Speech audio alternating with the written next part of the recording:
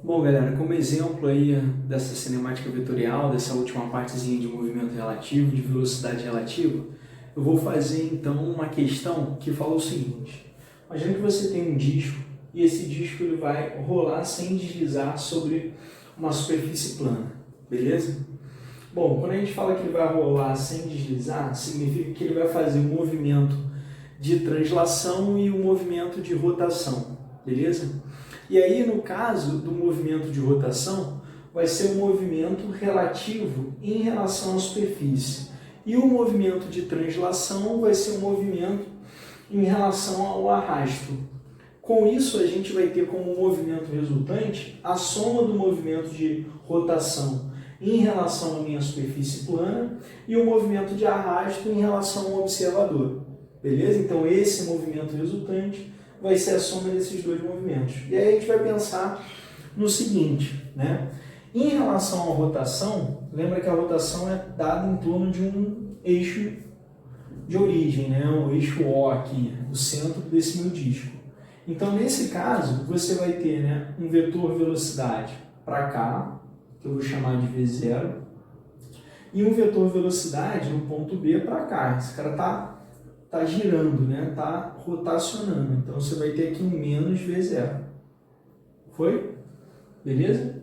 Bom, no caso do movimento de arrasto, significa então que esse cara está sendo arrastado com uma velocidade V0. Então, aqui vai ser V0. Aqui também vai ser V0. Todos os pontos, né, transladam igualmente. Então, aqui também vai ser V0. E no ponto B, você também vai ter um V0. Então tá aqui. Beleza? Repare que no ponto A, você vai ter dois vetores que têm a mesma direção e o mesmo sentido.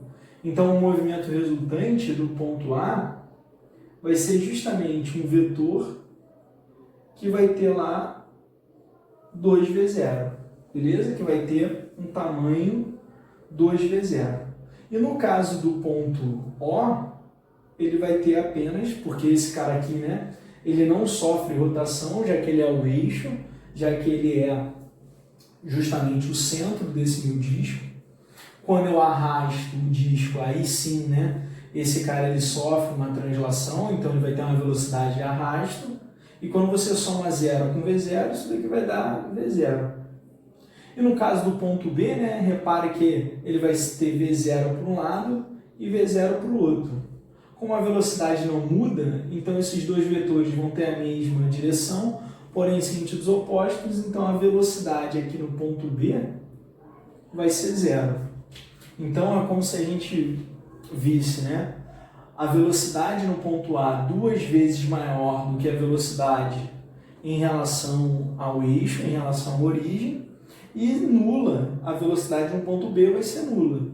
Beleza? Esse vai ser o movimento resultante. Tranquilo? Então tá aí um exemplozinho. Próximo passo a gente resolver alguns exercícios. Até mais.